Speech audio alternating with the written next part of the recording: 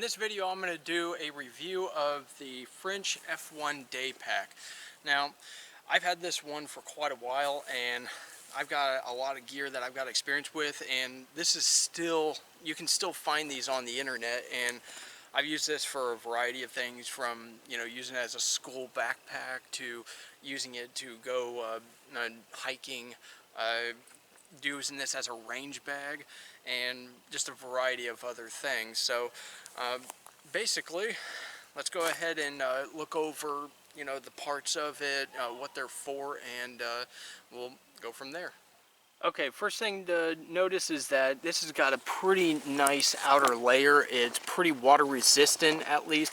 I've tested this in the field, and it's I haven't seen this actually soak through, but I haven't done any real extended testing on the outer shell here.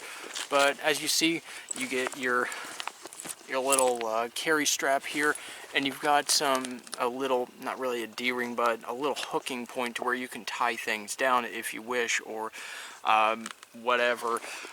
You got these two little pieces right here so you can strap something on top. Not really sure what you would need this part for, this actual D-ring. Maybe to just hook it onto like a coat hook or whatever. And then you've got these pretty good little shoulder straps sewn in right here, and these aren't really that well padded, but it's good enough for like a day pack. And the one thing I don't like about these is this one, pretty much fully adjustable. It's got an interesting adjustment system. It lowers a little bit here, and then you can adjust it out and cinch it down, and if you pull on it, it adjusts, or if you pull on it or pull down, it'll cinch down, but if you try to pull up, it locks it into place. So pretty efficient little system, pretty tough metal. This side, on the other hand, it's got like a quick release. So you see this little buckle here in this D-ring. Yeah, it's kind of interesting how it limits how far down you can actually cinch it down, but it will adjust from the bottom portion here.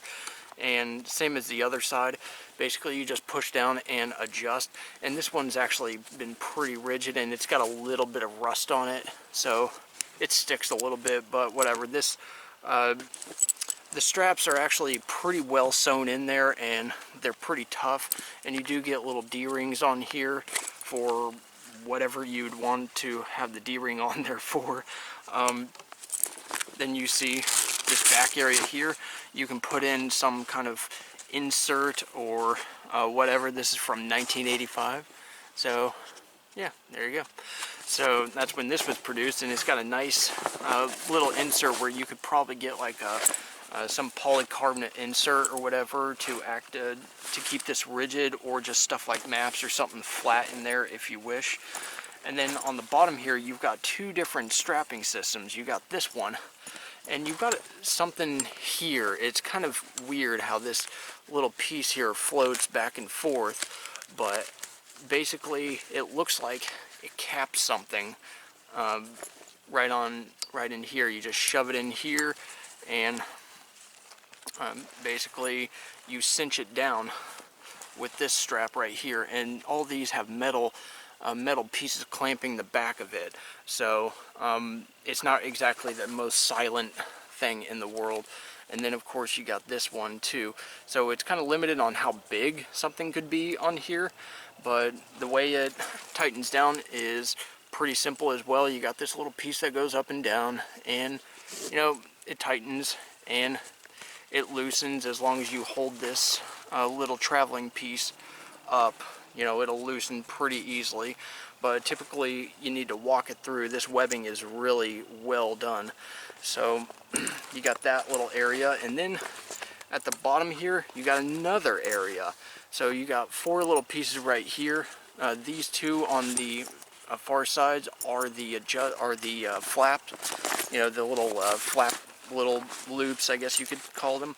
And then you've got gear that could be carried on this side as well. So just thread it through there, pull this little piece down, and feed it back through, and you've got another area to carry stuff.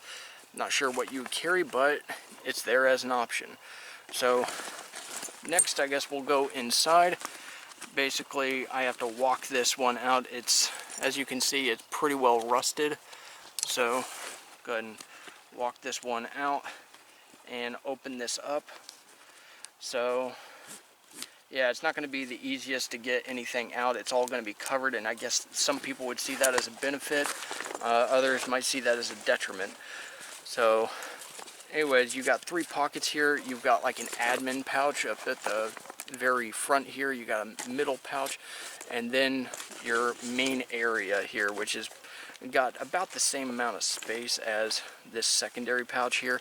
So as you can see there, they're pretty deep. There's no real internal pockets, but what you have here is a little cover for like inclement weather, and this really only covers this main area. So I mean, if you fill this up all the way, maybe you could cover this second area, but I wouldn't really count on it. So yeah, you can tighten this down and hold down your equipment, give it a little bit better rain protection. But yeah, I would usually use this area for like clothing and big items, then this area for other miscellaneous gear, and this stuff for stuff that you want to get out right away. Maybe I don't know, a knife, water filtration, pins is what I used it for when I was in school, pins and notepads or whatever. Use this one for big binders and stuff like this, and this for, you know, smaller like composite notebooks or whatever. But you know, I would stuff like clothing in here, MREs, and or you know, food in here, and then other stuff like bug spray and stuff like that, just so you can kind of see how you know, you can use this for pretty much anything. But yeah, it's a pretty simple pack. These things go for about $20 a piece, and this is the F1 version. There's an F2 version that's out there, a little more updated. It has, I believe it has like pockets on the sides and stuff like that, but this one's the very basic one, or this one is a very basic one.